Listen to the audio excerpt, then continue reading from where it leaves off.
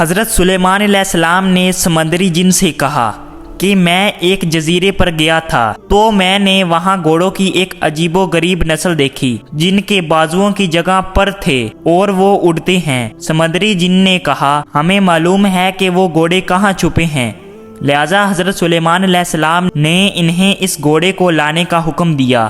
لہذا جب وہ گھوڑے ایک چشمے سے پانی پی رہے تھے تو ان جنوں نے اپنی تدبیر اور ہوشیاری سے ان گھوڑوں کو پکڑ لیا اور حضرت سلیمان کی خدمت میں پیش کر دیا۔ یہ گھوڑے نہایت ہی عمدہ نسل کے تھے جن کا نام جیاد تھا۔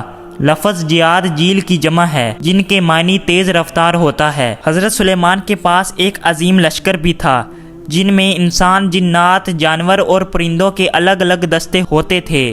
لہذا حضرت سلیمان نے اپنے لشکر میں ان اعلیٰ نسل کے تیز رفتار گھوڑوں کے لیے ایک الگ دستہ بنا دیا اور فتوحات میں حضرت سلیمان کے لشکر میں سب سے اعلیٰ رول ادا کرتے اور حضرت سلیمان کی فوجی طاقت بن گئے تھے۔ ایک دن کا واقعہ ہے کہ شام کے وقت حضرت سلیمان ان گھوڑوں کو دیکھ رہے تھے اور ان کے بالوں اور پیشانی پر پیار سے ہاتھ پھیر رہے تھے۔ آپ ان گھوڑوں کی دیکھ بھال میں اس طرح مشغول ہو گئے کہ سورج ڈوب گیا اور عصر کی نماز قضا ہو گئی۔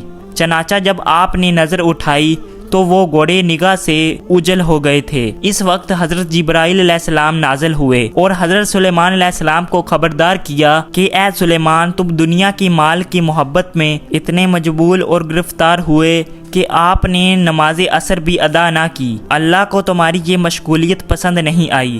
حضرت سلیمان نے گڑ گڑا کر اللہ کے دربار میں توبہ استغفار کیا اور سجدے میں گر کر دیر تک روتے رہے۔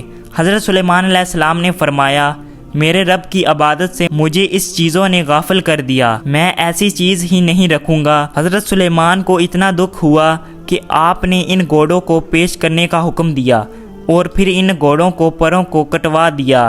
لہذا ان اعلیٰ نسل گھوڑوں کے پروں کو کاٹ دیے گئے اور پھر آج تک ان کے پر دوبارہ نہیں نکلے۔ اس کے بعد دوبارہ کبھی اس دنیا میں اڑنے والے گھوڑے نہیں دیکھے گئے۔